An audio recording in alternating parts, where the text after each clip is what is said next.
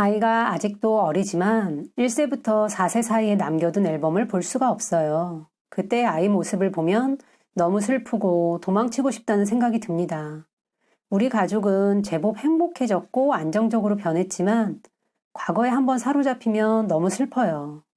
내가 나 스스로를 위로해야 하는데 누군가의 위로를 바라면 유난이라고들 해서 가끔 센터 선생님들하고 상담을 나눌 때도 불쑥불쑥 아이 얘기가 아닌 제 얘기가 나올 때도 있어요. 건강한 위로 방법이 궁금합니다. 아이를 키운다는 건 참 힘든 일이에요.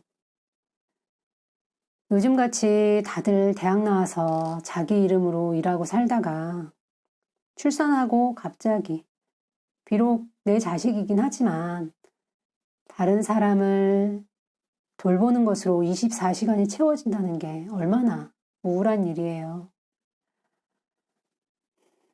그런데 장애아를 키우는 건 남들 다 겪는 일 몇 년이면 끝날 일이 아니라서 더 많이 우울하죠. 저는 그 우울감에 10년을 술을 마셨어요. 희망이 없다고 생각하니까 삶에 의욕이 없고, 그러니까 낮 시간은 꾸역꾸역 살고 저녁엔 술을 마시면서 나를 달래고, 취해서 잠이 들면 하루가 지나가는 거죠. 그렇게라도 죽지 않고 목숨 다할 때까지 내 몫의 삶을 감당해내는 게 내가 할 수 있는 최선이라고 생각했어요. 그러다가 45이 됐는데요. 그 전날도 술을 마시고 숙취가 있는 상태로 깨어나서 거울을 본 거예요. 근데 여태 몰랐는데 그날 거울 속에 나는 너무 못생긴 거지.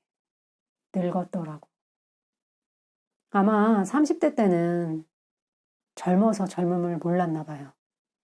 그런데 내가 늙어가는 게 확 눈에 보이니까 내 인생이 이렇게 끝나가는구나 하는 생각이 든 거예요.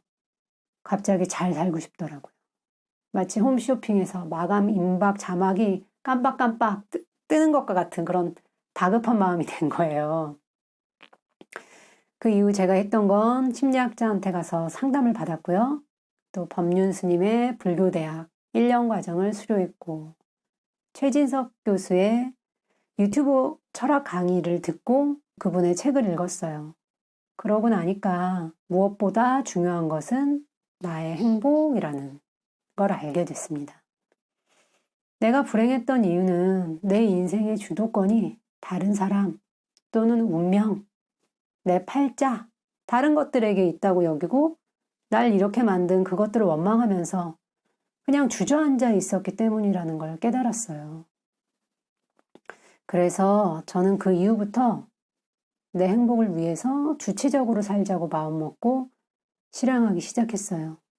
제 가족들에게 저를 속박했던 모든 것들, 내 역할과 의무로부터 벗어나겠다라는 걸 알리고 실행했습니다.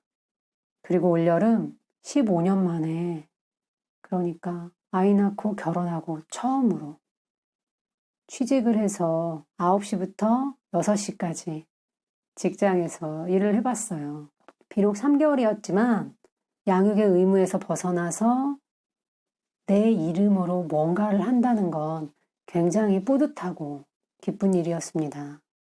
지난 3개월간 했던 일은 성인 장애인들이 낮 시간을 지내는 주간 보호센터였는데요.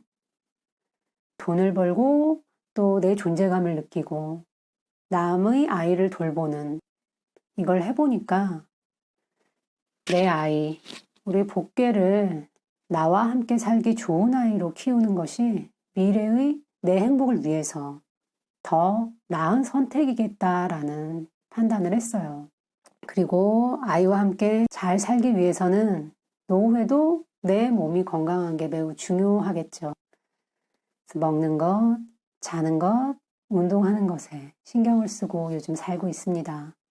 12시 전에 자고 하루 세끼 정해진 때에만 식사를 하고, 그리고 유해한 식품들을 멀리하고, 이렇게 다이어트를 시작했어요. 그러고 나니까 코로나 이전의 몸무게로 돌아왔습니다. 지금은 요가를 배우기 시작했어요. 내가 선택할 수 있는 건 아무것도 없다면서 운명을 원망할 때보다 내가 할 수 있는 것들을 선택하고 행하는 지금이 훨씬 더 살만합니다.